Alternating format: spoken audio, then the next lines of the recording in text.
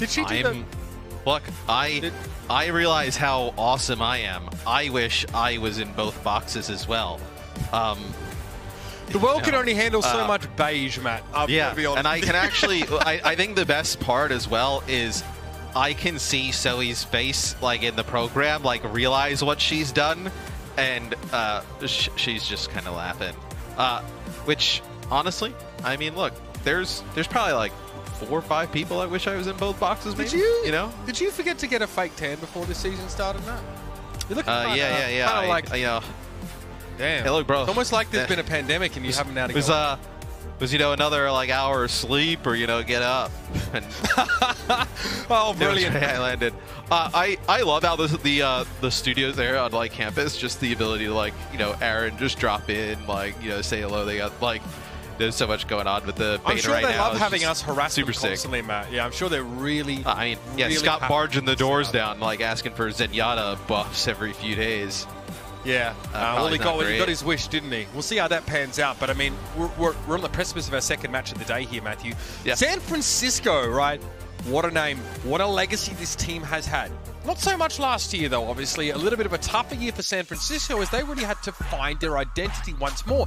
And I'm going to be honest with you. After, obviously, super departing this roster in the offseason and after, you know, a number of changes, the Shock have the same task ahead of them this time around. Violet's still at support, but there's been rumblings that we should expect to see him fill that Lucio role. And then some huge pickups here. Proper and Finn come across. And now this team, remember, they made the Korean Contenders Champions O2 Blast their academy team. There is a direct pipeline from the very best talent in South Korea to the San Francisco Shock. That's a frightening prospect if you're going to be their opponent. And really, the only thing the kind of left from their championship teams is, like, Violet in the name of the team. Other than that, it's a completely new crew. I know you have Kaluge starting today in that tank role. I know Super retires. And then also you have Sam in the DPS slot, which will be super fun to see. For the Paris Eternal, Naga played really strong last year, a player you remember. Glister as well. We've seen what he can do. And Dridro and Khan, very solid support lineup. I feel like this is a really tough team to kind of judge going into the season. I think, like, power rankings, people just kind of had them a little bit lower just based off of, you know, last year and kind of like how other teams have gotten really strong. But solid players all around. You know, Dridro and Khan, like, really good aggressive support players, right? Like playmakers, like last year you kind of like categorized them as. With the support role kind of how it is now, you're going to need that a little bit more. So maybe we see a good performance out of them today and could really kind of shock and you know, upset San Francisco. And bear in mind, of course, you know, someone who's not pictured here is Dan, someone who's able to step into, you know, Vestala's role and sort of turn up on tank here in a big way. And there was a player last year that, you know, we saw really impress on his Reinhardt. The Wrecking Ball play was also excellent. Vestola obviously was on that flex tank for most of the time and was also a fantastic sort of later pickup for that team. Really made waves with them. Don't forget Glister's performance on the San Francisco Shock prior to this and even before that, right, the London Spitfire. So this player now has been on quite a few different teams through the Overwatch League. Hit it pretty darn nasty last year. Paris are geared up to do damage and Khan is anything but an average player. This guy is insane. Baptiste and Ana. Especially his Baptiste, though, he has some of the best stats in the league. Final blows in Immortality Field. That's prevented. I would say for Glister, right, he looked really strong on London. When he went over the Shock, not as much. I think just, like, expectations didn't really kind of, like, fit into the roster in, like, great ways. But I think here on Paris, given, like, an opportunity to start and play consistently, I expect to see more performances closer to that, you know, London Spitfire one. So keep an eye out for him, especially in these early moments here. 2021 Week 12 was the last time these two teams faced off. The Shock were able to take the victory there. But again, a very different year, very different looking team. Kaluge, a lot of expectations on the shoulders for him. I mean, we just saw like a matchup of rookie tank players, right, that have just come up from sort of their respective contenders leagues. They looked incredible. So Kaluge is expected to also have a big impact straight out of the gates here. Big shoes to fill, though. Yeah, and he didn't have, like, a ton of time, right? Didn't get, like, a full run of practice. Got, you know, picked up super. It took a little bit of time to figure out what he wanted to do with his future. As Glister comes out on Widowmaker to start. So Shop, they're going to run something kind of like a Rush-style composition, Mitch, where, you know, Genji Reaper, but you have a Moira in the mix. I can't believe we haven't had time to talk about Proper as well. I guess that's just the way it goes. This guy, probably one of the most exciting prospects from Korean contenders here. Sam will be flanking him, of course. The Genji, pressure into the backline here. Khan needs to watch out, and Glister was going to be able to deal with Sam as he gets close, takes a little bit too much damage there. Maybe disrespecting Khan by turning his back that way. It's a great start for the Eternal. There's nobody to push up there with Sam as well, right? You didn't have Kaluj able to jump up to the high ground. I know Violet, we see like Lucius get really aggressive with dives now. Just kind of went up there alone and was not able to do much of anything, and then you lose the Reaper. That's like a large, really all of your damage at that point. And then Kaluj and your supports are stuck over by that Mega Health Pack, and Paris able to take that first fight. Okay, San Francisco opting for this sort of Lucio Moira look here, and yeah, and again it's the Violet Lucio, which drew a lot of criticism last year where, you know, the numbers weren't exactly the most flattering, but he definitely wasn't slacking. There's no doubt about that. Kaluj wants to try and start early here by just pressuring forward and dropping a bubble down on the Winston. He wants to get his team to the left-hand side, benefit from the area of effect healing from Finn, whose Coalescence is just around the corner, and this time Sam finds his mark. Yeah, Kaluj has to get out. You see how low he is. They got hit with a biotic grenade in, just tons of damage. Has to back out. This will be Coalescence for the shock. You're going to have a grab, nano, and sound barrier invested here by the Paris Eternal. Notice Pistola always having to look back to just make sure that Khan is unpressured. He has an extra barrier to use. Looks like he popped that again. So good damage, and the Graviton allowed them to get a kill, but not enough to force San Francisco off the point. And now Kaluj is going to make it even harder. Sleep Dart, though, from Khan connects as always.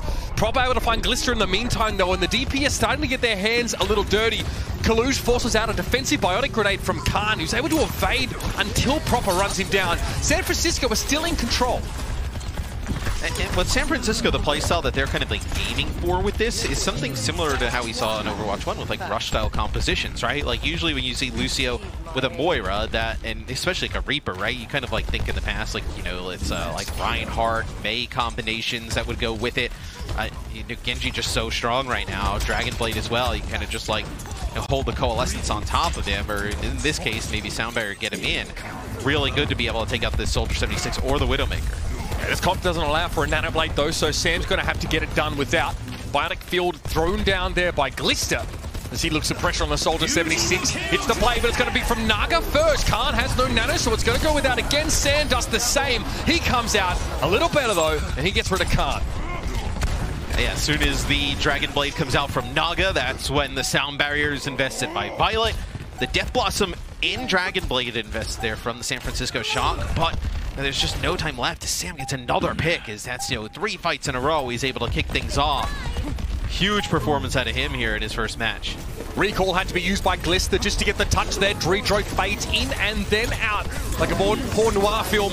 Okay, Sound Barrier going to get given to 3 players, and Pistola has a Graviton Surge, a decent amount of charge here, but it's going to be a lot of healing from the Coalescence off to the side. Finn holds the ultimate for just the right moment, and the Eternal are no closer to capturing this point. Pistola now going to be a little bit surrounded. Kaluj looking for squishier targets, and you might see one present itself in Khan, who drops down to his demise, and Primal Rage going to be used for Kaluj here. Going to make it even harder for Paris to get their ducks in a row.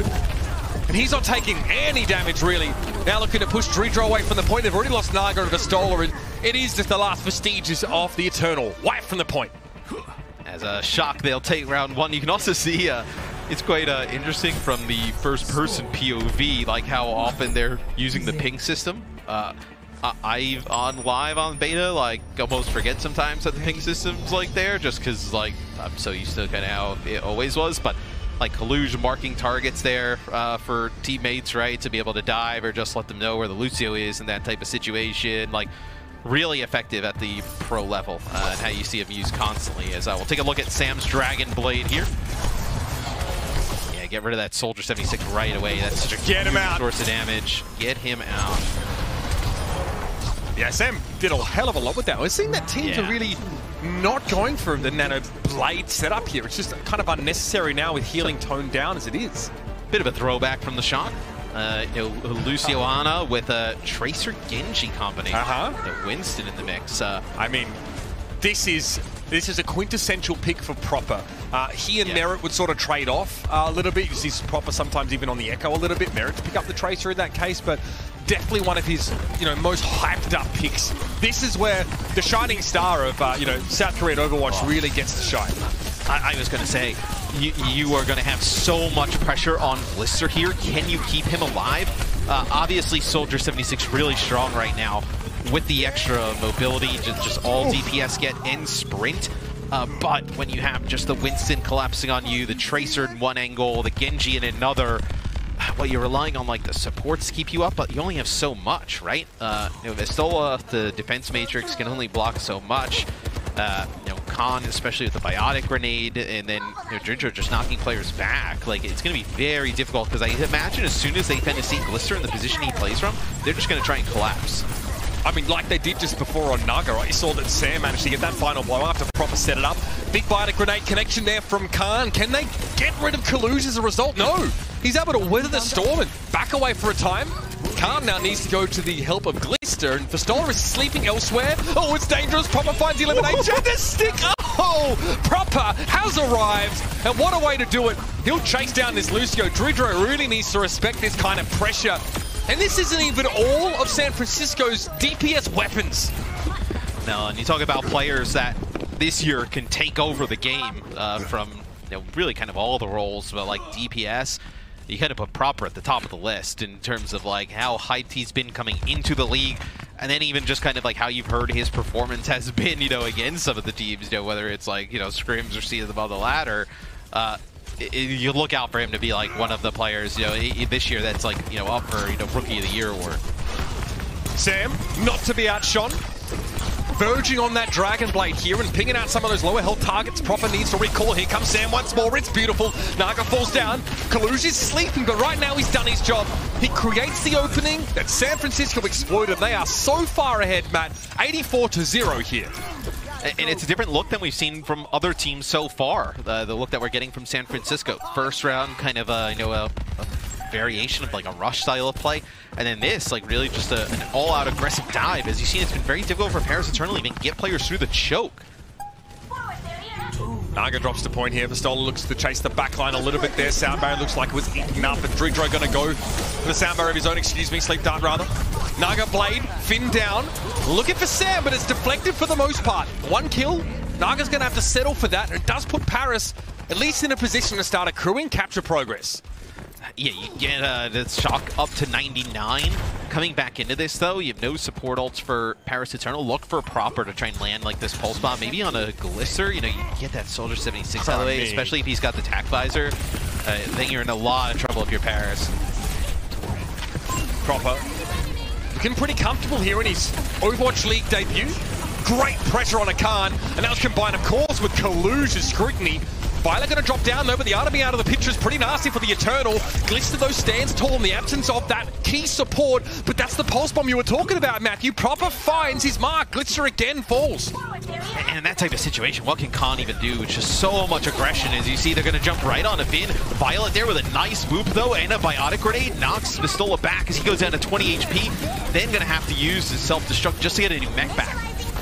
And he does so. Vistola knows he needs to be a key factor in this fight. He's a big part of the staying power for the Paris Eternal. But they've lost Glister. That sustained damage at mid-range is out of the picture, and Khan also has fallen now. It's back and forth at 3v3. Naga looking for Sam. Knows he can finish him with a decent dash through, but doesn't have the damage, and Kaluj is going to give him a tickle. It sends him to the Shadow Realm. Vistola doesn't have a chance to remech, and Dridro's in deep trouble. Sam pulls the blade with the flourish. It's a trade, though. The Lucio gets rid of him, but there's no one from the Paris Eternal until Glister runs onto the point, and now he's run out of gas. Kaluj is going to hold the door for as long as he can, and the Paris Eternal thumped in Mat 1.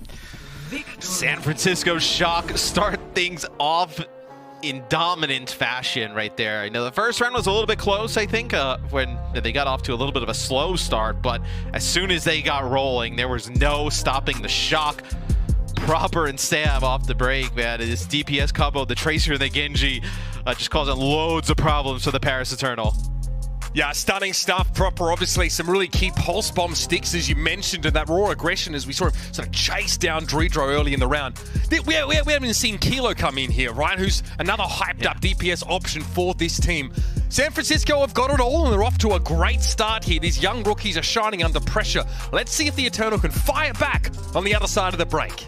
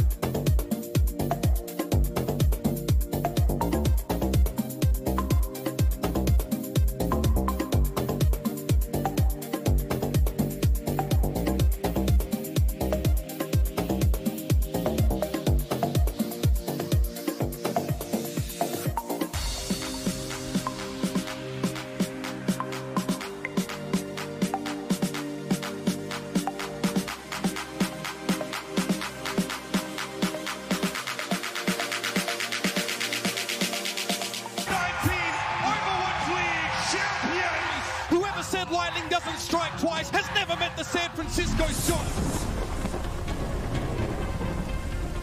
Some of the most hardcore carry performances that I've ever seen. Just a depth of talent on their roster that can't be denied. I mean, what more can you ask in the Shock? This is going to be a wild ride.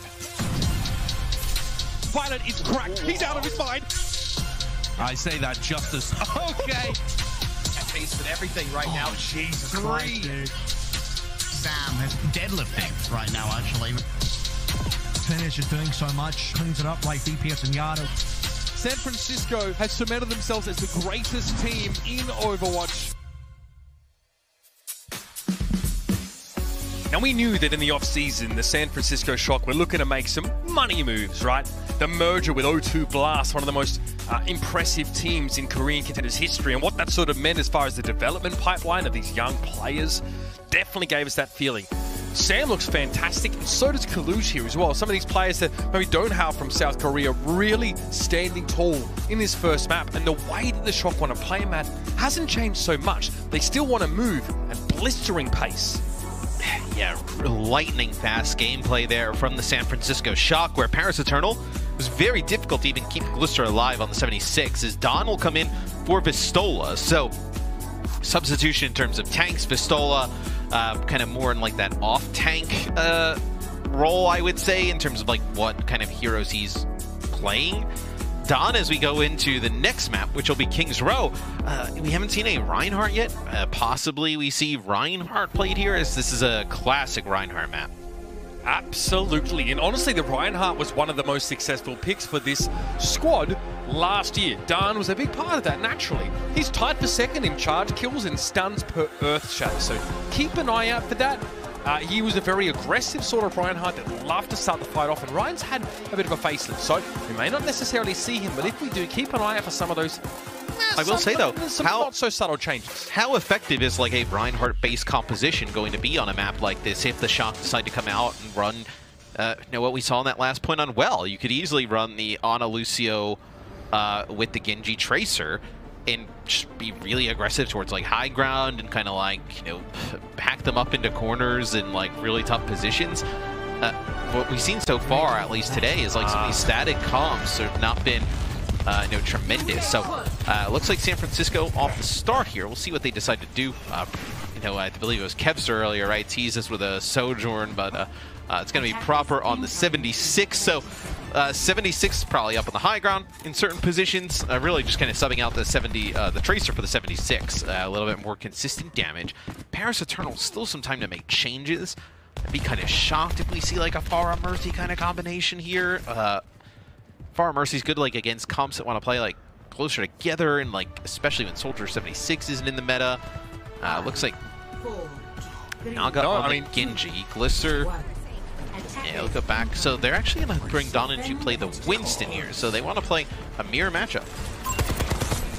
Don, obviously, no shortage of experience on that hero. He'll look to try and take some space early here and then just get a read on where the positioning is for San Francisco. Tickle fight with Kalush for the time being, and yep, up to the high ground, looking for Finn, booped away.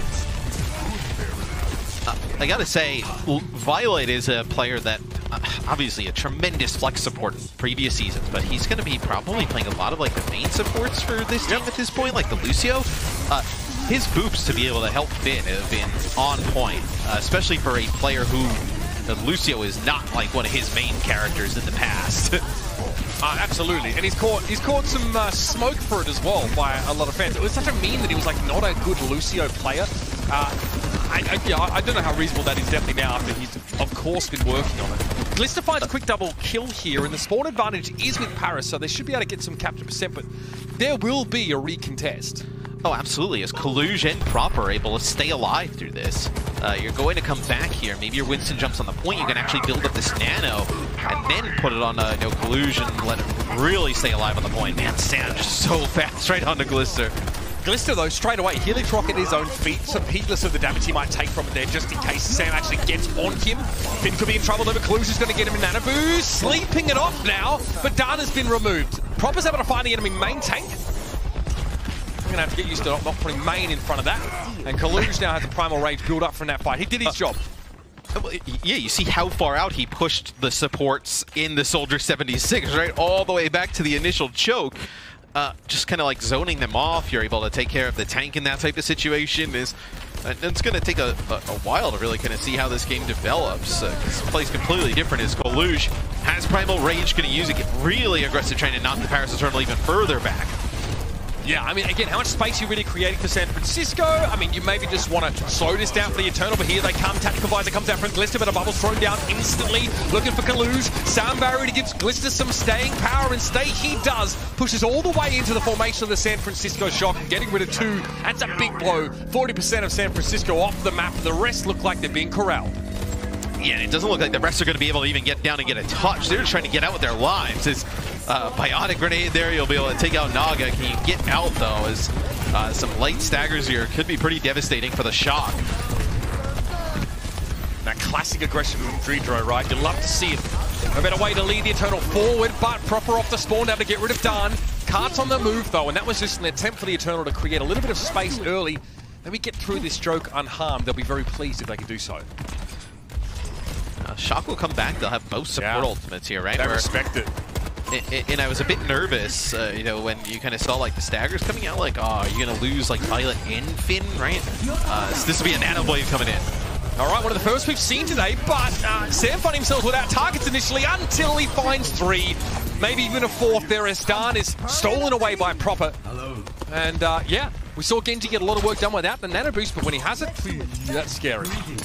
Yeah, and you just hold on to pretty much everything else there for the Shock. You still have the sound barrier for whenever the Dragon Blade comes through from the Paris Eternal. Typically, this choke has always been tough to get past, but you're playing like double shields, right? Like in just kind of the underpass there. It looks a little bit different now, like still very difficult, but you kind of get out into this space, and the defense has an opportunity to kind of figure out like which angles you're going to attack from and like solo a player off, and you have to react so fast. Matt, not going to address the mythical like snake creature in the room. Naga yet to get on the board in terms of final blows. Having a very quiet start to this round. His blade needs to be big. So far it's flashy, I'll give him that. Kalush not able to escape, so Naga finds his burst there, and it is a big part of what's going to allow Eternal to advance. He uses the blade, but doesn't use the dash straight away. Proper on the flank here, by the way, with Attack Visor. We'll see if he's actually able to get anything going with it. Draws some players back, gonna draw Don out with the Primal Rage. Great taunt mechanic. Yeah, right, to just draw attention to yourself. As Naga, he's actually going to get the effects of the Nano as well, as they're still trying to deal with Proper back here, as they finally get it. Naga's able to get in a position now to have more impact. Glister pops a very late Attack Visor. This is going to be very, very hard to deal with. I think all of San Francisco basically forced into full-scale retreat, and it's just Kalush who's wanting to create some space and give them a staging ground to stop another checkpoint from coming up, but that's looking less and less likely. Yeah, some really nice plays here coming out of the Paris Eternal. There was a nice sleep there from Khan onto Kalush, as Kalush tried to get into the backline, cause some problems. But then before, actually, when Naga uses Blade, he doesn't use the dash straight away. Violet uses the sound barrier, and he just kind of takes a quick peek behind them and notices Kalush does not get the effects of it, and then uses the dash to try and get into Kalush. They had him Biotic Grenade at that point as well, able to finish him off, really kind of open things up to take point B. Dredro, a little careful about ascending to that high ground. Knows he can get popped pretty quickly, as he almost did. Finn trying to make sure that he can keep those high ground members of his team nice and topped up. Sam calls for healing, and then the dive coming in from Dan.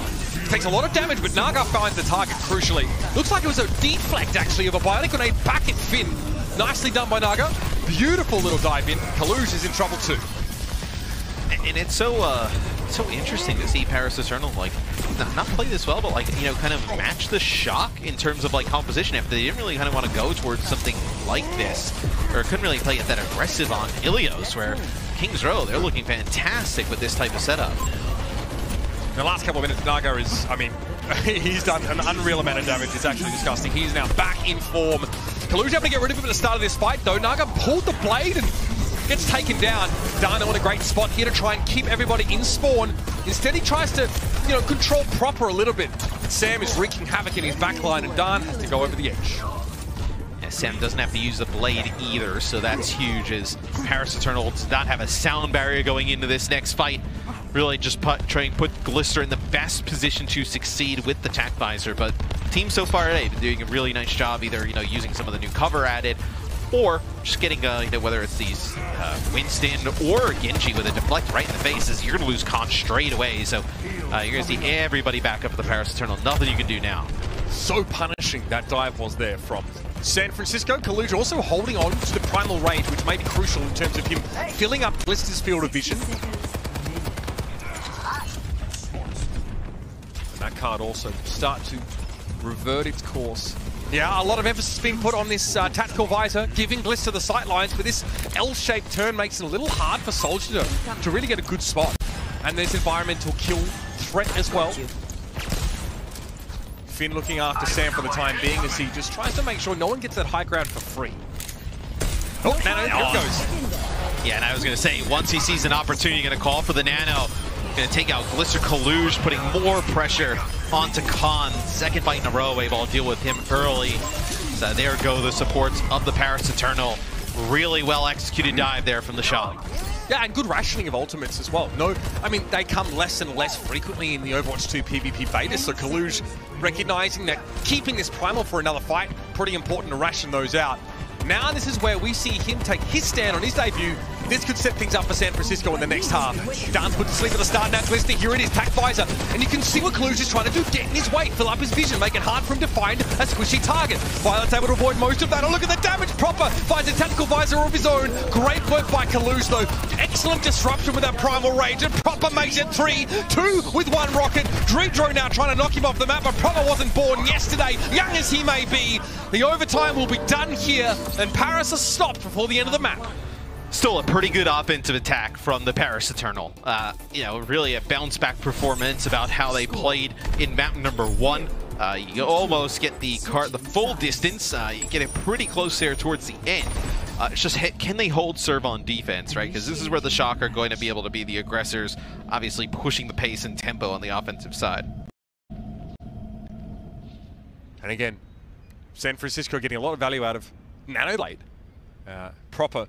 Happy just the tactical visor without being backed up by that Ana play so much. And, we sort of didn't mention, but Violet has a really solid round there as well. A lot of healing output, but his damage done is probably one of the more impressive parts. He's accounting for a decent chunk of overall team damage, and he has 8 knockback kills, so bear that in mind. Very impactful. Yeah, it's Paris on defense, Soldier Genji. They're kind of going with what they went with on the offensive side. Shock obviously an opportunity to make some changes, but with how they've been playing so well, maybe this is just like a damage boosted shot off the rip, something like that, right? We've kind of seen that in the past from teams at the top. Kings Row looks like Violet's got the damage boost onto Finn here at the moment. I mean, don't knock it. Legitimate damage threat, although Violet actually has more damage than Finn right now, and he was playing Lucio, so Finn focusing on healing duties for the most part. Also, just want to point out, right, that Primal Rage looks different in Overwatch 2, right? Much less kills come directly from that ability as your final blows, right? I mean, Dan has no Primal Rage kills per ultimate, and I think Kaluja only has 0.33. That's not a good start. And you saw Proper actually pinged him right at the start of the game, and they knew that Jojo was up there. Oh, man. Wall riding, and yeah, you lose 2 players off the rip. You lose your Lucio in your tank. That is tough to be able to bounce back from that. You just make a small error, and the Shock are able to capitalize. Not the start that Paris were looking for. Kings Row, everybody knows it by now. So much clock can be shaved with a good first point hold, but their leg sticks out. That aggressive Lucio player, that being a weakness for him there, and Khan is just put in a body bag. That's a pretty inauspicious start for him. Khan has had a rough go this far. They haven't really been able to protect him or Glister in a lot of situations where, when we've seen kind of dives come in, not as fast to the target from the Paris Eternal side as how the Shock are, but still, Violet doing a really nice job, with the boobs displacement, getting players off of Finn and Proper's back, and Kaluj doing a nice job at times. You even see, jumping back on the Winston, kind of counter diving in towards, the back line to try and get some of those players off. I mean, San Francisco got through that choke for free, Matthew, because of sort of how that fight sort of dragged on. Oh my! Well, obviously, with some of the changes in terms of like ultimate generation, just by like the tanks not doing damage to them, not generating as much. Like we haven't really seen any ultimates so far, and like we're already almost at point B. It's really just been like just straight up fights that the Shock are just coming out with like kills with just like abilities outside of ultimates and just pushing their way on through. Down in Kalush, by the way, that's so scary. How on earth do you stand up against this? Okay, Kalush put to sleep and Glister gets attacked. Visor. He is eventually brought to sleep himself, but the damage is already done. Fantastic job from Glister, stopping the Shock in their tracks. They needed a fight win badly. As Glister, nice track in there, able to take out Violet. So pushing forward, trying to pick up some kills, kind of just stagger people a little bit, as you need to burn as much time as possible because the Shock 4 minutes plus to take checkpoint B. Going to have Primal Rage and a Blade here, and your Sound Barrier here for the Shock. So in a prime position to take this checkpoint. These soldiers are responsible for a third of their team's damage respectively, and that is the bare minimum expectation for them in this role. They have to be continuously dealing that consistent damage, right? Concentrating for long periods of time and delivering that. Naga falls back, he's in deep trouble actually. Body Grenade did connect with him and Sam was able to chase him down again. Sam playing the counter Genji game really well. Sound Barrier here means that Sam's Blade is blunted and he's off to greener pastures. And Violet has been able to stay alive all this time with Finn. Oh no. Now they use the Sound Barrier. They were able to stay alive for so long without investing that ultimate, can now invest it here at the end where they really desperately need it, as Glister was down to basically no HP, but able to finish off Sam as it'll be proper, cleans that one up. And this should be the second checkpoint for the Shock. Yeah, they're going to get there this time. Last time they tried to nano boost Kalush, but these Ana sleep darts from both sides have been on point. This time they brute forced the issue a little bit as the Eternal tried to go with a Sound Barrier start to the fight. Ooh dear. Well, plenty of CC in this game still apparently. I mean, sleep dart's been massive so far today, right? When you see like whether it's the Winston, the Genji trying to dive in, if that sleep dart is out, that's one of probably the biggest cooldowns they're actually looking at to be able to kind of push the button to just all go ahead.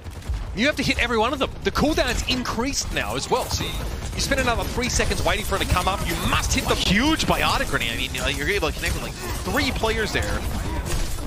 I don't know how Finn escaped that. Naga wasn't able to chase him down. That was his best opening, and Sam's causing problems here. Disco dancing on top of Glister's biotic field. He'll get the deflect and finish. Stunning work from the young man. 3 minutes 37 on the clock, and San Francisco are bearing down on this final checkpoint. I think there were like 4 players hit by that biotic grenade of the Paris Eternal by Finn.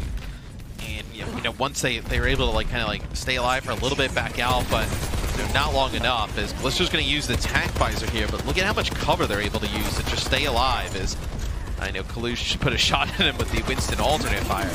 Naga Blade, Finn, biotic grenade, 15 health left, and Violet's able to finish the job. Chases down Prophet though, and finds yet another one here. He has to go for the Primal Rage to finish off Violet, but it's good enough to keep him in the fight and keep Paris in the map. Glister with a nice little double, and that will be that. I'm going to start for you, Matt. You were talking about the biotic grenade sort of effectiveness here. For biotic grenade related kills, Finn has 15 to Khan's 4. Yeah, he's been getting insane value, Finn. Like as Paris Eternal has been jumping in, trying to make plays, and they're there for the Shock. You can only kind of keep your supports alive for so long, right? I know they did a nice job at the start. This will be Sound Barrier invested early on here from the Eternal, as they want to try and push the Shock back a little bit, get this payload moving back towards the spawn. Yeah, and if they can start, I mean, cycling ultimates is kind of a bygone era here in Overwatch, but if they can continue to feed those key abilities for each fight, right? So Nano Boost here, maybe Glister's able to work his way towards Attack Visor for the next one. Having at least one ultimate per fight is crucial because the Shock are banking them here, and they might look to just sort of blow them all to try and sort of blow out the Eternal and finish the map. Keep an eye on that, Sam. All of them, yeah. Yep, the Blade's enough for Glister and for Khan, though, and Naga is in deep trouble. I mean, look at that. You're able to win this fight pretty much as Paris has to back out with just the investment of your Blade. That's huge, as you can come back into this next fight and you'll have everything else to use to just get this payload over the line. There's going to be not much more. All they're going to have is the Nano Boost, which maybe you're going to get a Primal Rage out of. Khan looking for some biotic grenade value here. Kalush is going to get rid of him. No one Finn. Oh man, he's doing work on the Ana. Proper here. Tactical Visor really yields some big results, and that's all that San Francisco really had to do. They banked up those ultimates, Matt. They let them go in a flourish, and that'll make it a 2-0. That fight was over in an instant. It's like as soon as Paris came out of the spawn, they got a nano up, and it did not matter. Everybody just dropped as, Proper, I believe, with like a 3K there. I know Sam with the big play of the Dragon Blade even give them that position to be able to, have a lot of those ultimates towards the end. Is the Shock and their new players look fantastic. Smile on Finn's face, and so there should be. The San Francisco Shock look cool as cucumbers now as they turn up the heat on the Eternal. Stick around, everybody. Paris have a chance to stay alive in this series, but it's just one map. They've got to make it count.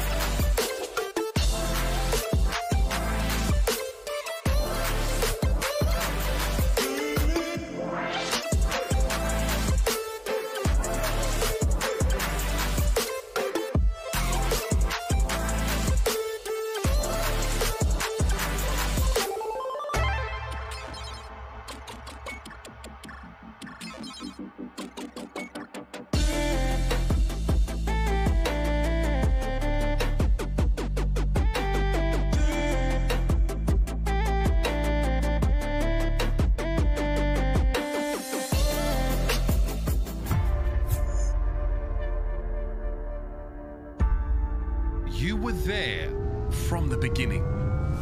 Leonard going crazy. Gets it, that's 4 kills. You were there when we all came together to watch the best of us. And now it's go time. An absolute legend. You were there when legends were born. Oh no! An absolute waste. We were all there together. Absolute Absolutely abominable! Even when we weren't there together. I can't believe they pulled that off. You've been there for the daring. Are you serious? The amazing. What the heck is going on? The impossible. You've got to be kidding me, man! What in the Lord's name was that? He is up on the high ground. Who's going to stop Architect now, man? Nobody. But now, the battle has been taken to new frontiers. And you've been called to answer. New heroes will rise.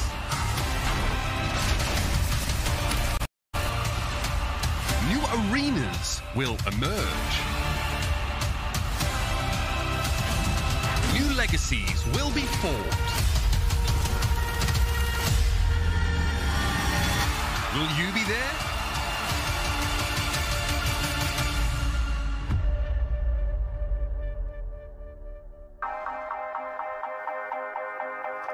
Well, if you're here right now, you ought to be reminded the Overwatch League Pick'em is back and better than ever.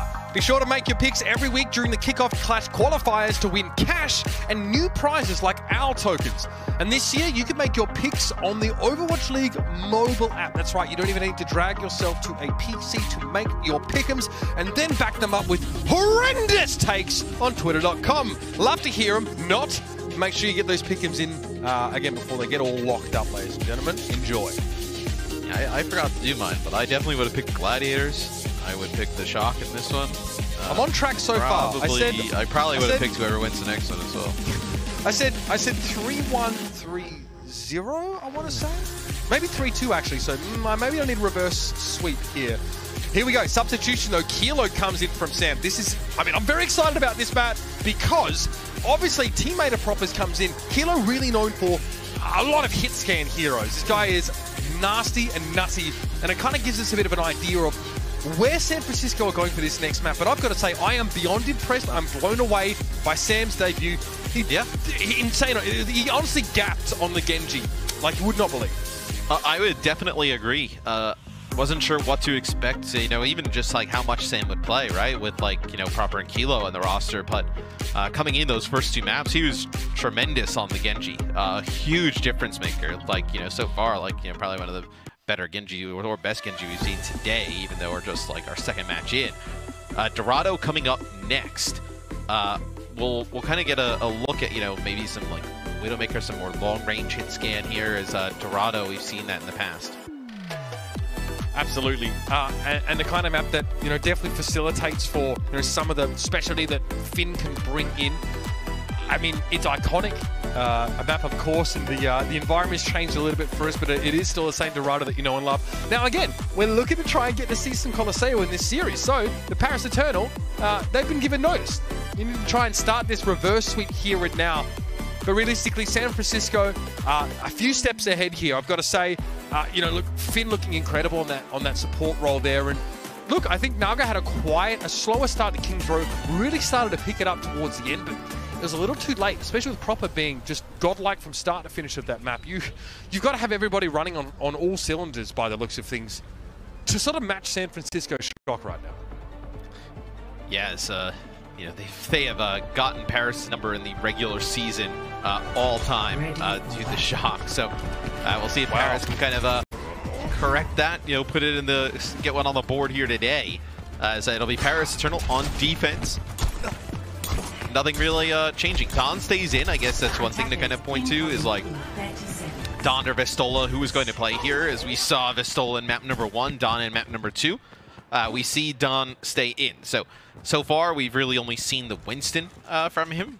No, he was a main tank in the past. Vestola, playing some of the more off tanks, played some D.Va in that first map. So seems to be more, some of these maps geared towards his skill set a bit. Sorry, I'm getting a bit excited because Kilo's cycling through a few of the heroes that he was known for, but this is definitely going to be one of them. San Francisco Shock have never lacked a nasty hit scan presence on this roster, and Kiro's happy to step into those shoes. Kilo 3 for 3. Yeah, Don's like having the seagull experience right now.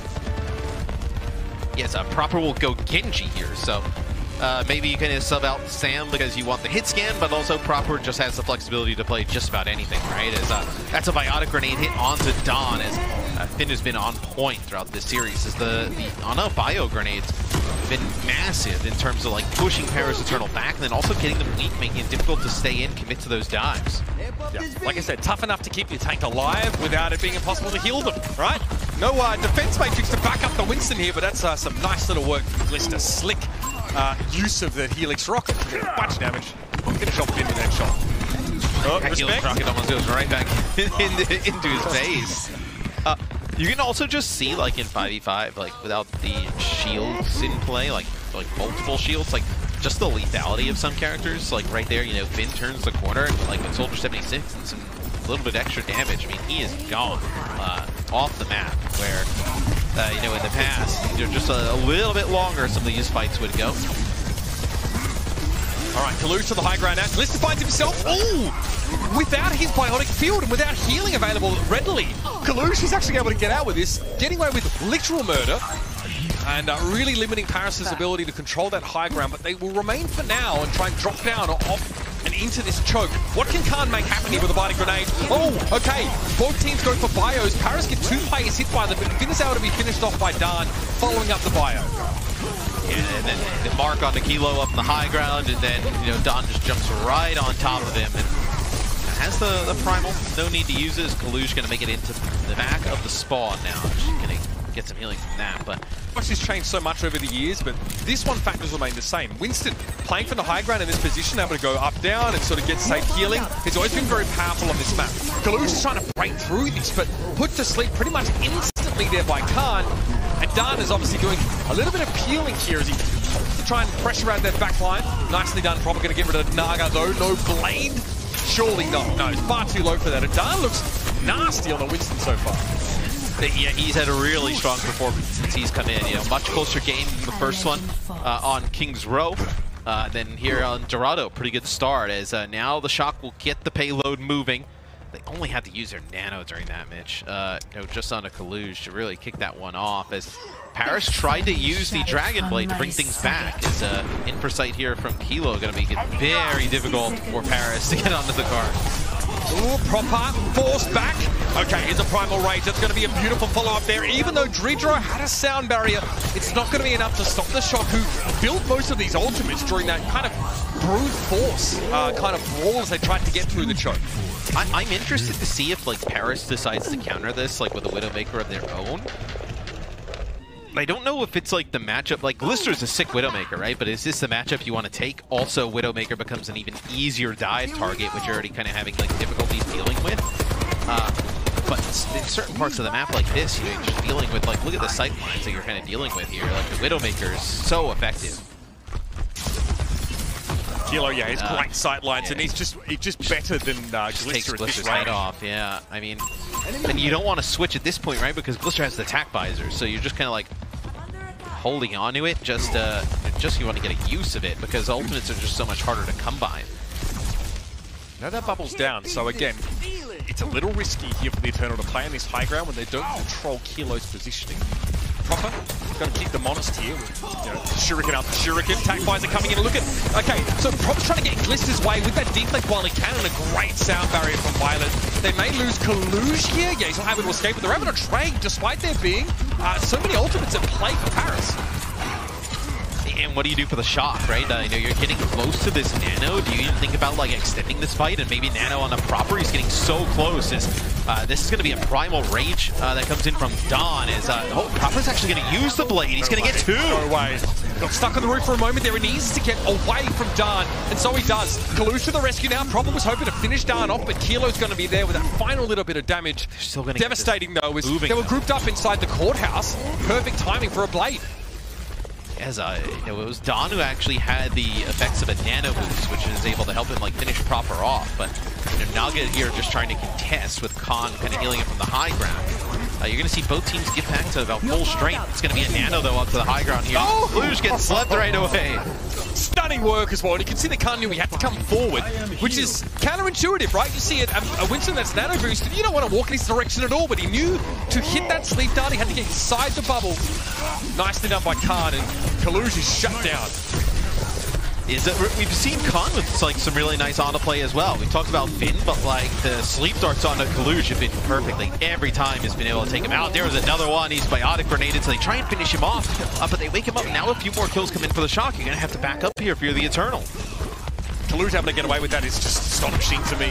Violet, though, might be in trouble. Biotic Grenade did connect there. Beautiful stuff from Khan, but that's not enough. Proper's able to get rid of Naga again. Naga struggling in the Genji matchup. Whether it's Proper or Sam, he's coming out second best a lot of the time. 30 seconds remain, though. The Eternal have had a good defense run of it so far. Kilo wanted that insta-kill so badly, and Dredro supplies a 3-player sound barrier. This is one of the sightlines that Widowmaker dominates from. You know, even when we were 6-on-6 with shields all up in the game, this is a power position.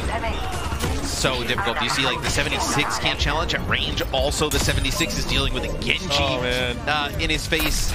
Really difficult to deal with the Widow at that range. Is the Shock? They'll take that second checkpoint. So you move into the later portion of the map. You'll have Nano Blade available for both teams coming into this fight. Violet on the Lucio though, with the sound barrier. His sound barrier has been really good today. I think like last year we saw like Violet play Lucio sometimes, and it was a up and down. I feel like today, you know, you kind of get more games like this. We're not really even going to be talking about his Lucio play as, you know, something to look out for. It's pretty good, pretty standard. Yep, Violet's providing 4 sound barriers per ultimate to Dredro's 3 right now. The one player difference is absolutely huge when it comes to the efficiency of that ultimate on this particular map. Look at that, don't even need it this time around. They use a Nano Blade, they don't even need to use it. Well, rather, they don't really get anything from it. That's probably the maybe more concerning part. Yeah. You know, Kilo gets picked off from Dan, but if that's all you come up with at the end of this fight, nice done by Dan. I mean, doing well with his primal rages, but he was already in a lost fight situation. Yeah, and at this stage of the map, there's not really a great opportunity for the Widowmaker, especially kind of when you round this corner. Just a lot of, you know, places to close the gap. So Kilo's actually going to go for the Reaper. So they're going to bring a Moira into the mix as well. This is going to be a very, like, close-together brawl-style comp. What a flick! Khan gets absolutely nailed to the wall there by the Hellfire shotguns, and I mean, San Francisco are just using everything they have now. They want to be done. Obviously, as we head into overtime, they need to use what they've got. Proper doesn't quite survive that running with Dan, but it was really just going to be Dan standing. Naga removed, and San Francisco get the map done in overtime. The rich get richer for the San Francisco Shock, right? Here, you know, you're you used to having the best, you know, last year. They don't come out on top, not an expected outcome, and they retool with some just, you know, crazy players here to start things off with, you know, how well that Finn, you know, Proper, Kilo played thus far, you know, Collusion, Sam, right? Those are like 2 of the players that Collusion a little bit of late edition. Sam, you didn't know what you were going to get, and both of them have played great. And then, I mean, we know what we get from Violet is this is a really scary roster. Absolutely. And I mean, we're looking at Dredro, right, who was hailed, and still is hailed as one of the best main supports, right? I mean, you know, Europe is kind of blessed with incredible main support players. Like, look at Funny Astro, you know, put him in the same vein as this guy. I mean, ever since we got to see Dredro at a World Cup for France, everybody immediately realized that this guy was like a hidden gem, right? Which you could argue, because, you know, that was probably because Wins played an extra World Cup as main support, where, you know, people were scratching their heads about that one. But even still, once we got to see Dredro on the main stage, he was making a big impact. But Violet is outshining him in basically every element here. Healing per 10, damage per 10. Violet is looking pretty darn scary. Violet has 18 eliminations, right, at the final blow. Dredro only with 5. It's been very, very hard for Paris to sort of generate momentum via these sort of one fights or early advantages. And I mentioned that sound barrier efficiency, right? 4 to 3, one player, huge difference. So now we get to see the Paris Eternals attack. It's Kalush not playing on that high ground, right? And they're not playing like players up really close as they actually bring the Brigitte in. As we know, Violet, very strong Brig, and used a little bit more on the high ground to protect the Widowmaker here in this type of situation. Okay, Paris, better figure your way out of this one. Boot back immediately. Oh man, Dan couldn't find his target, but Proper sure as heck did. Now accosting Finn, who's forced to drop back down. Dan doesn't want to overextend, especially he knows that this fight's essentially already over. Proper's just eviscerated the Eternals backline. This guy's a real deal. Yeah.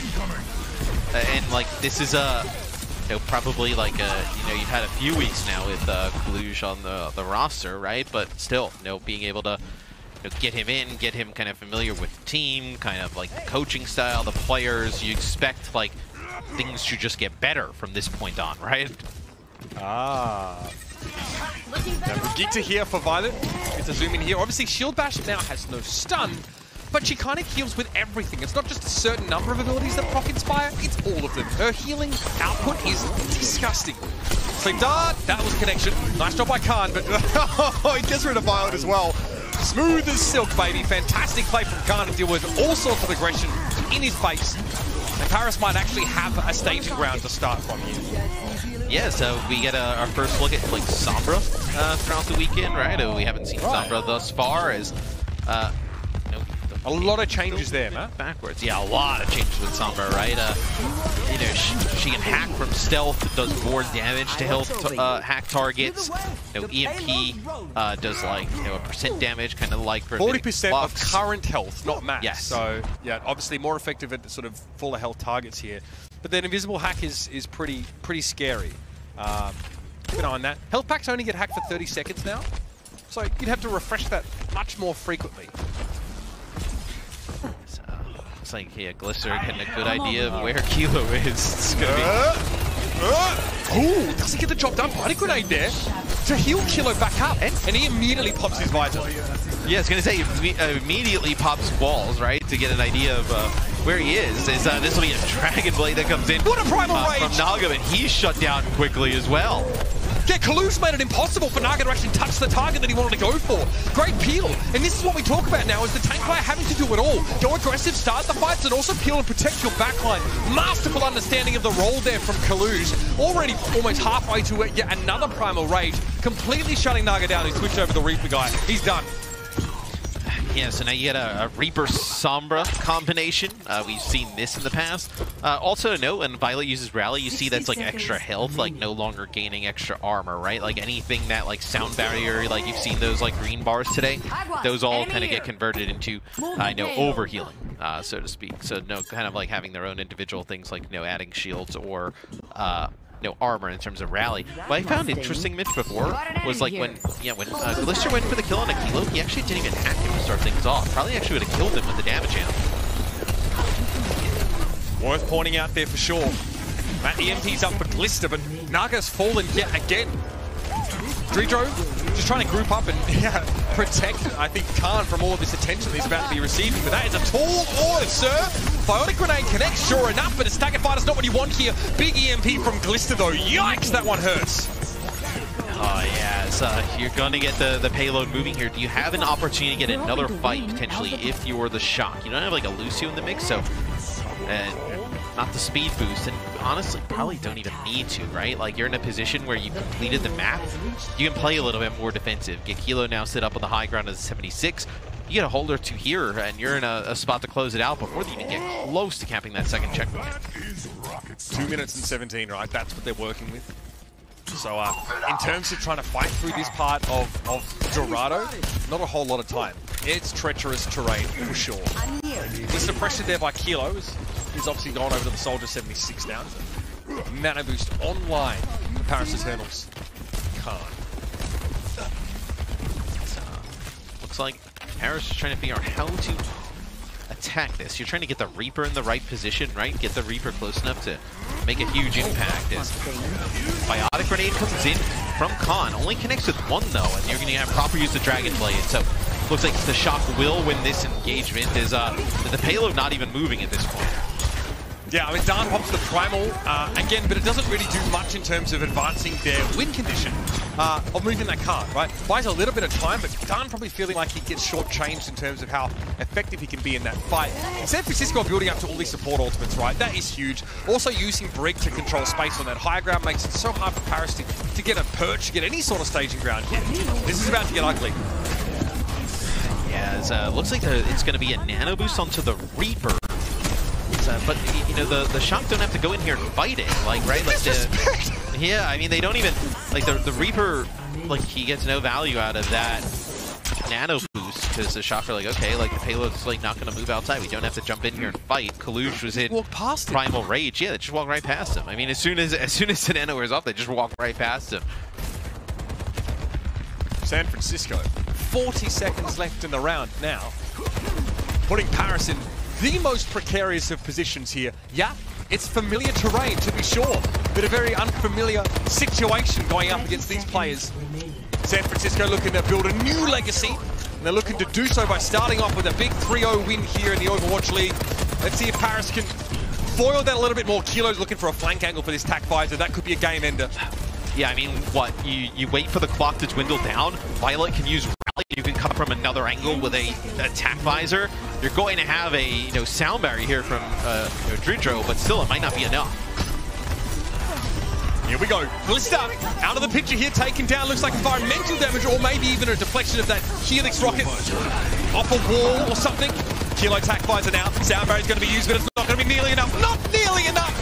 The dam is broken. It's more than just a leak. The Paris Eternal swept from the map. The San Francisco Shock start their 2022 campaign in classic style. It's a 3-0 win. Could not have asked for a better start if you're a San Francisco Shock fan. You saw it all on display today, right? You saw Violet strong, Lucio playing, Kaluge coming in and playing, some really strong tank play. And as he's kind of still getting adjusted to the lineup, Finn on the Ana with tremendous bio grenades and the DPS rotation. We knew what Proper and Kilo were going to give us. They delivered. Sam played a really strong Genji early on. So, man, this is a team that you look at that will probably just get better as the season goes on. And we're talking about the Eternal, who are, to be fair, kind of seasoned veterans of the Overwatch League by now. They've got at least a full season behind them, and they're going up against this plucky team of just red-hot talent coming out of South Korea. Some of them, but not all, of course, as Sam really blew our minds. Kaluge looked incredible here. But our player of the match from the San Francisco Shock is, it's an easy one to call for me. It's going to be Finn. This guy turned up and diffed like a top 4, I would say, Ana in the Overwatch League. So many of Khan's stats, at least on Flex Support, are just out of this world. Finn looked incredible. Started off obviously on this more aggressive game plan, but the guy didn't bat an eyelid in his first match here. I really thought you could have given it to either of the supports for the Shock today. I mean, really, obviously a lot of great options, but I know Finn with the big biotic grenades, fantastic sleeps, and then I also think with Finn's performance, you can't kind of discredit the ability for Violet to pick up the Lucio and be able to keep him alive long enough. There's a noticeable difference in how long they were able to keep Finn up compared to the supports on the other side. No doubt about it. And Finn also doing a great job in allowing Kaluge to get away with some, frankly, audacious moves on that Winston. San Francisco look really well tooled to play this Winston-based composition, right? Proper can play, Tracer, he can play any hit scan, and then you put him on DPS, and he looks incredible, right? Not too many teams in the past have had two equally destructive projectile DPS options, right? Do want again to give honorable mention to Sam, who was miles ahead of his counterpart when we got to see him earlier on the series. This just wasn't even close.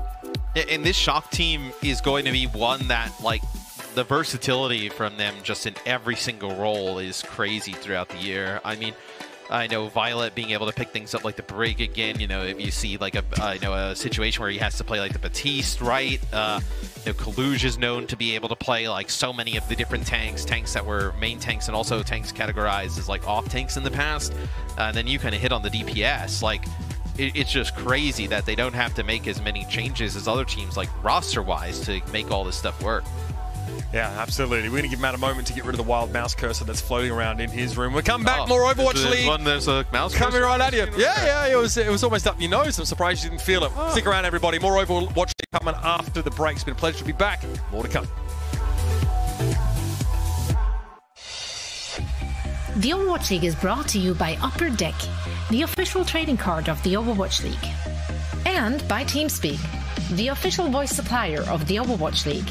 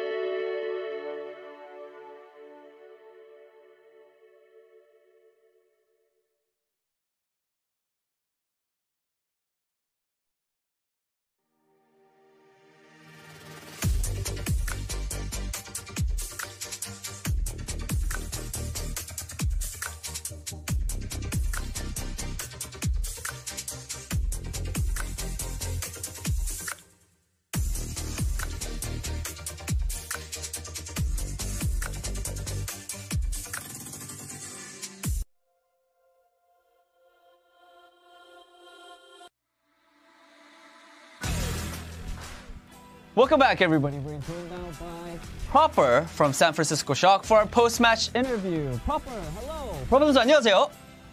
안녕하세요.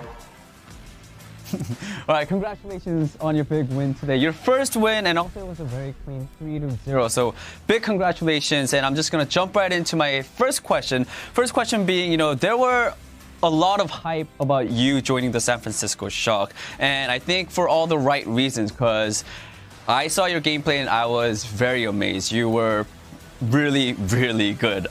But at the same time, did all that hype sort of make you feel any pressure? 자, 첫 번째 질문은 일단 이번에 프로퍼 선수가 센쇼로 들어오면서 좀 굉장한 찬양도 많았고 또 제가 또 개인적으로 찾아봤을 때도 많은 분들이 되게 기대가 높았어요. 프로퍼 선수가 너무나도 잘하는 선수이기 때문에 쇼크에 들어온 거에 대해서 되게 말이 많았는데 어떻게 좀 그런 거에 대한 당연히 뭐 감사도 하겠지만은 좀 어느 정도 부담감 같은 거를 좀 느끼셨나요? 부담감도 조금 느끼긴 했는데 그냥 하던 대로 평소 네, 그런 것 같아요. Right. So, as for being feeling the pressure, there were a little bit of pressure that I felt, but more about. But I didn't want to focus too much on the pressure that I felt. I just, try to play the game as how I always played and how I would play on a usual day, and I think that's what I focused on today in the match. All right. Thank you for your answer. And my next question for you is just a little fun one for you, Proper. This is going to be your first season in the Overwatch League. Do you have a personal goal for the 2022 season? 자, 두 번째 질문은 조금 더 가벼운 질문입니다. 프로퍼 선수, 이번에 오버워치 리그 시즌에 좀 개인적인 목표가 있다면 무엇이 있을까요? 일단 제가 컨텐에서 왔잖아요. 컨텐에서처럼 이제 리그에서도 잘하는 선수 생각하면은 제 이름이 나왔으면 좋겠어요. 네, 제 개인적으로. As you guys all. 죄송합니다. 마지막 파트 한 번만 다시 얘기해 주실 수 있나요? 네, 제 개인적인 목표예요. 개인적인 목표 알겠습니다. Alright, so my personal goal of 2022 season is just like everyone knows I am from Contenders, and just like when I was in Contenders, now I'm in the Overwatch League, and I want to be the player where if you just think of a great player or someone that's really good in the Overwatch League, I want to be that person that's in everyone's head. Proper, very proper answer. Sorry guys. Okay, 자, 프로퍼 선수 이걸로 인터뷰를 마치겠고요. 시간 내주셔서 너무나도 감사드리면서 다음에 또 뵙도록 하겠습니다. I'll see you. Hopefully, I'll talk to you soon. 네, 수고하세요. 네, 감사합니다. Alright, let's go back to solo. Anywhere. I don't know. Literally next to each other. Isn't that great? Isn't that fantastic? He doesn't know what to say. I wanted to sound professional. It worked-ish. It was proper. You're missing one more pun, and then we got the bingo card. Perfect. No, but I mean, honestly, he's before he even joined the league, he already tried to make a point for himself as the Alarm Rookie of the Year award. So let's see if he can keep it up. Yeah. It was a good performance today. Let's revisit that match. It was a one-sided-ish affair for the San Francisco Shock. But was it the Shock just being really, really good, or was Paris kind of dropping the spaghetti here, Costa? Where are we at? I don't think you can really talk incredibly or bad about Paris Eternal. I think there was sort of a skill difference in these two teams. We expect Paris to be solid, but the San Francisco Shock with these rookies, if they perform to the level that they did today against the best teams, they are a championship caliber team. And I think it was really awesome to see Proper and Sam both come in and show what they're made of. Sam doesn't really get as much hype as Proper does on the team, but you saw him really pop off on that Genji, and you sort of see that niche he's going to fill when they want Proper to play that Soldier or that Tracer. Sam can come in, he can play that Genji, maybe even the Echo, and that sort of enables Proper to always be that anchor on the team and do whatever he needs to do for the team. On the Paris Eternal side, I think they were fine. I think they were a little bit outclassed. I think Naga really struggled to get off the mark. I think he on the Genji, he wasn't able to perform against Sam and against Proper. And that could just be the pressure that the San Francisco Shock are exerting with just such a solid roster. And I really liked Finn being that MVP of the match as well. I think absolutely deserved, put a great first performance in. Absolutely. Now, we did see Violent on Lucio. That was a that was a question mark heading into it. I felt like he actually looked a lot better. It looks like he's been working on it. Yeah. You can tell that they've come into this season and the expectation has been, Violet, you're going to be the Lucio. You're going to need to be the one to play it. And he's a phenomenal player. No one doubted that he couldn't play it. But it looks like he's put the time in. It was serviceable. It's hard to see that Lucio prowess in a match in something like that. So I hope we get to see him making more plays and really proving everyone wrong on that Lucio in the future. Yeah, and now once again we saw more Winston. Are you happy? Are you okay with this? Am I okay? I'm very okay with it. I don't know, we wanted to see a lot of Doom. I was hoping for Doom. I was hoping for more Doom. I expected to see more Doom, but, you know, we're not pro Can't get everything. Yeah, no, that's we're not pro Why are you going to remind me, Daddy? Come on. That's true. Well, heading into that next match, I was forced to bring up our predictions again. Yeah, all right. Let's look at it, guys. All right, bring it up, okay. Okay, well, let's see, listen. I want to play with my baby brain again. I can't, no, so here's the thing, like, I do think, like, if Florida Mayhem are going to win, I don't think that's going to be a big, like, whoa, like that. It's not an out there pick, to be fair. And Atlanta Reign, they do have to prove that they can make it work in the current state of the game, because I do think it's very different than what they're used to if we're looking at their comfort kind of play style. Yeah. No, I completely agree. It's like you're trying to convince me over here. Yeah, I'm like, Casa, please. But defend me. I think you're absolutely right. Like, I'm going for Atlanta because I think they are the more solid team. I think they had a great performance last year. We have higher expectations for the Atlanta Reign, while Florida Mayhem is kind of jumping over the low expectations that we had for them. But I'm really excited to see what they're doing. Really, you just bought into the Scrimbox exchange. Every time, Zoe, we tell you not to buy into the Scrimbox, and then here you are, going in the first game. I honestly, I did flip-flop on this prediction because I first had Atlanta Reign and I was like, no, this is too easy. No. I'm always going for the Atlanta Reign. So I let them court me a little bit this season. You know, gotta prove their worth first. I picked Atlanta Reign just because I wasn't even thinking about like who's gonna win. I just picked like Atlanta Reign because I wanted to see Ryan or Orisa. Whoever Ryan or Orisa wins my heart. Yeah, I just want to see some javelins get yeeted. Yes, that's what I want. It is one of the most satisfying and most heartbreaking, if you're on the receiving end, moments you can possibly experience right now. So I hope some of you got to experience that already in the beta. I hope some of you are in chat getting them drops. For now, we are done here, of course, with our game break, and that means we're ready for all the action. So we're going to send it over to our new casting duo, new old duo, bit of both. Johnson Necra. Woo! Let's go! Thank you very much. Yeah, new, old, amalgamation of new things. Yes, welcome, Necra, to the league. Rose, it's good to have you. I'm excited. First day of Overwatch League 2022. Overwatch 2 PvP beta. Yeah, there's not really a better place to start, to be honest with you. Oh my gosh, absolutely not. I can't believe that it feels like forever, because it has been forever since we've had Overwatch League. And so to be back with such a fresh game and fresh game mode as well, I'm here for it. Yeah, I mean, we'll also get into the action ASAP, and a lot of these players are pretty raring to go. Of course, I love a bit of conflict. I'm glad Zoe strayed away from the Atlanta Reign and chose the Florida Mayhem, because this team is full of brand new players that have stepped into the league. However, they've got a sprinkling of veteran talent in there as well. Of course, we've seen Checkmate in the past for the Florida Mayhem, and Checkmate has played a little bit of tank in the past, a little bit of Reinhardt, but this time stepping back onto DPS, and we also have another veteran in Arnamo in the support line. For sure, and we also have to take a look at some of the rookies that are on this team as well. I think Hydron is a notable rookie that a lot of you may remember from just kind of seeing that Tier 2 Overwatch action, but Hydron is definitely a player that is known for that Tracer, and so I love getting a chance to see what this team is going to do, putting all of these different pieces together. Yeah, and I do love hearing a bit of the Scrimbucks here and there too, and apparently someone is pretty damn good, so I'm excited to see him play on that solo tank role. Samar Jed too has been another player that's been hyped up, especially around the EU scene when he was playing over there, so a brand new support with a rather veteran Lucio player in Arnamo is going to be all good for him, I can imagine. Someone to rely on, that's for sure.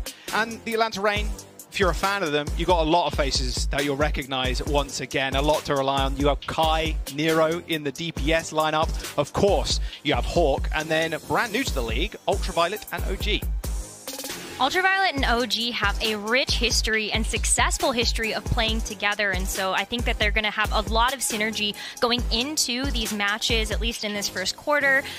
Love to see that, but also what I think is really interesting about the Reign in general is that we're going to see Hawk in the starting lineup for this roster, and so Hawk and Gator can no longer play together because it is 5v5, but Hawk makes a lot of sense as we take a look at the first map ahead of us. Yeah, we do have Li Xiang coming up first, and we were discussing before this match even started, like, oh, who will we see? Li Xiang, you can play these more main tanks if you want to run like a rush style, so that would make sense for Gator, but flexibility in the off-tank role for Hawk has been rather good for the Atlanta Reign in previous seasons. Of course, the Zarya we've seen played already. Unfortunately, we've not seen any Hog, but maybe later down the line. Patch notes came out today for the beta and they look crazy for Hog at least. So Hawk, I think, is a good pick here for Control, starting us off. And that's the best thing about the Reign too. They do have a lot of flexibility in that tank role. 2 tanks that can play up to the very top level of the Overwatch League. Absolutely, and I think Hawk just being able to fit into this very first map and in this role really nicely. I think D.Va can also be such a powerful force when put into a singular tank role because you do have that defense matrix, and so that's going to be really great to be able to soak up a ton of that damage. But Hydron, this is one of the players we highlighted on the Florida Mayhem. Yes, we did. Redbird Esports American Tornado alumni. Look at all those first place finishes throughout NA contenders of 2021. You can see why the Atlanta Reign wanted to pick up, Florida Mayhem wanted to pick up someone like this. Florida Mayhem have gone through some crazy iterations over the years, Rose, and Checkmate being the only returning player, you're going to need some more bang for your buck, and they've got that in Hydron. He just needs to now prove himself on the big stage versus people like Nero, who have been on a championship-winning roster in Shock, and Kai, one of the best hit scan players we have in the league, especially on things like Widowmaker. Oh, for sure. I know that we're going to see a lot of these DPS players pop off as we have in the first 2 series that we have. But let's talk about Nero a little bit more, because Nero's Echo particularly has been such a standout for this player. I mean, take a look at how much hero damage overall that this player has been able to do per 10 minutes. Just definitely the top of the top here, Jaws. Yeah, Nero and... I was going to say Nero, something we wouldn't expect to see, but of course we would. I meant Echo. Echo's a bit of a weird one. I came into the beta myself thinking, man, Echo getting nerfed, her ultimate, her duplicate, you can't take the entire HP ball of the tank, normally the copy target, anymore. It feels a bit weird. It feels like you can get bursted down so quickly. We saw a little bit of Echo earlier on, duplicating a Winston, but as soon as you earn that Primal Rage, your health bar, boom, all the way back up again. So you can just continue rolling the team. And will we see a little bit of Echo here? Maybe. And that's another thing about the Atlanta Reigns comp too, or the players that they've chosen to field today, is Nero is just so flexible, Rose. Nero is definitely very flexible, and I think that that plays a very strong part in when we take a look at this first map of Lijiang Towers. Every single round, you typically end up seeing a different style of composition come out from these teams, and maybe it's going to be a little bit more brawl-centric if we are going over to Control Center, as we've seen, but also I feel like Dive can be a very, very dominant force on this map. Yeah, you can whip out things like the D.Va too. There's a lot of things you can play, and that's the beauty, especially the first day of the league this year. We've seen so many tanks, so many support comps, we've even seen a Brig. Like, we're seeing a ton of DPS being utilized, and honestly, a lot less Soldier than I thought we'd see, because Soldier's been just tearing it up on the beta and scrims, so I'm a little bit shocked we're not seeing more of him, but I love adaptations the teams have been doing. I would love to see some Echo from Nero, but maybe sticking with this rather aggressive dive if Hawk sticks on the Doom. I just love that we get a chance to see a lot of Genji. That's a hero that I haven't seen too much of recently, and so I love that we get a chance to see this Genji pop off. But looks like you're right. We're going to see a dive comp come out here, but also a little bit more of like that brawl flavor where you do have that Doomfist and Nero for that strong dive onto the Florida Mayhem here, but also that Reaper, so much damage. Server room control for the Florida Mayhem. You see Hawk put up his block there, wanting people to shoot it to get it empowered, to stun somebody. First death goes to Hydron, unfortunately. The veteran in Kai winning out that duel. Hawk's going to have a really easy time knocking people around, and that should be an easy wipe. Florida Mayhem going oh so low. Majed, someone, they are dead. The Reign do end up winning this first engagement. A lot of support ultimate charge too, and something I want to point out, Rose, as well. It was definitely mentioned before, but you gain ult charge a little slower in Overwatch 2. You do, and you can really feel that in some of the support ultimates, especially when they're not really ready to charge up and sometimes available at the times that you need them to be. But let's see what Surmajet can get done here on this Ana. Yeah, quick engage. Surmajet unfortunately purpled as soon as he entered that small corridor. Hawk's going to be able to get out rather quickly. Finds the punch on the Lucio, but it's actually Checkmate that's doing a lot of work. He gets 2 kills, 1 reset on the dash and killing the Reaper, and now the target is Ultraviolet. He falls, and the Florida Mayhem, they've bitten back. Hawk does have that Meteor Strike. There is a nano for the Florida Mayhem. Meteor Strike, yeah, it does a fair bit of damage still, but you really need to just land straight on the center of somebody to get that guaranteed kill. It's a little bit quicker this time too in getting up in the air. Doomfist feels extremely good in the Overwatch 2 beta, very fun to play. So is Reaper for Kai. Surmajet and Ultraviolet end up trading. It's now Lucio's to go. The blade has been popped for Checkmate, as well as that beat to keep him alive. The fight was basically done though as soon as he used that blade. A couple of ultimates for the Florida Mayhem, but the Reign use a couple of theirs too. They have the beat to re-engage, as well as that blade and the Death Blossom. It's a lot that the Atlanta Reign are going to be able to approach this fight with, and it's going to be a quick engage here as they look to get something done. There's the beat, there's the blade, insta-kill on Surmajet, and now Nero trying to find some more resets. He tries to hit the monkey to finish him off, but the Primal Rage will keep someone alive. A big sleep, and now a Death Blossom for Kai, with all that space being made by him and his supports in the back line. Kai finishes off Hydron, and Checkmate once again. It's the Atlanta Reign looking to win this fight. Someone, he didn't have too much of an impact, got instantly slept, and that just allowed Kai to get to the backline ASAP and pick off those squishy supports. I think Hydron using that Death Blossom there was such a waste. Why go in and use it if you're not going to switch to something else? Florida Mayhem here really need to pick up the pace as the Atlanta Reign continue to meet them with aggression. Yeah, a lot of pace going on right now. These fights are happening so quickly. They do on control, but in Overwatch 2, you'll find a lot of these fights end in a blink of an eye, and Hydron this time gets the better of Kai, but they still need to tussle on the point. Doomfist in this tank form, he is very hard to kill more often than not, unless you sleep him. That's block plus his ability to just escape any situation possible with his low cooldowns makes him a tough target to kill, but the rest of his team, nah, not so much. It was pretty easy for someone in Checkmate to just dash past Hawk and finish off the backline. And now the Florida Mayhem, they're going to regain control. Atlanta Reign on 82%. Not too bad whatsoever. Blade may be saved, or sorry, Nano may be saved for the Blade to end this first round. Will Atlanta Reign have enough time to do that, though? Because that percentage is ticking up to the point where we would be in last fight territory. We're just going to see the Nano used here. They've got to go now. They have to go. Oh, nice deflect on the nade. Still lands on Nero. There's the beat to save Surmajet. Nero not getting anything done. He didn't even build up the blade in that time either. He's 15% away now. Still trying to cause havoc in the back line, but Surmajet and Animo are staying alive as Hawk meets his demise. The blade for Checkmate's going to be good. He hits a couple. A deflect will stop that second slash going through onto Nero, but it is desperation for the Reign. They've got Nero's blade, but they need to be able to touch the point. 3% to go as someone just bullies them off of the point and off of the spawn. Kai managed to find a kill with the Death Blossom, but is it going to be enough? I don't think so. Hawk falls, and now is only the little Lucio to try and get the recontest. Can Kai do anything? He has Wraith Form. He has to get out of there. Nero still has the blade. He is going to be able to come back, and this could be a big turning point, but he's going so low. A Death Blossom right on his head, but no, he gets slept, but it doesn't matter.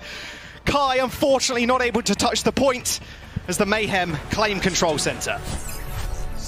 Such a good fight for the Mayhem as well, because you just have to take a look at the sound barrier. Honestly, all the sound barriers that we've seen today have been so on point, but Anima was able to keep Surmajet alive, and that made such a big difference to be able to go for massive sleeps, massive bio grenades onto the Atlanta Reign, and that gave Florida Mayhem a huge edge in those last few fights. I'm surprised they made it back in time, to be honest with you, to actually pull that blade, but the longer it is in overtime, the faster that little bar creeps down. So rather tough situation. Same kind of compositions though coming out. A small change, seeing a little bit of Soldier here. You can play so many off angles on Night Market, or Day Market, I guess, in this instance with the new weather systems. But I'm not really sure what we're supposed to call this anymore. Afternoon Market might also work out here. Who knows? But oh, well, that sucks. Hawk's dead. Anyway, back to spawn, chaps, I think. I don't think we can do much from here. And that's the thing. As soon as Doom uses that block, he is very slow, very easy to target. He's not deflecting or anything like that, so you can anti-nade, you can sleep him, and it's very easy to clean up after that. If you just CC the Doomfist, he's like old Doomfist in a way. You CC him, he's going to die pretty quickly.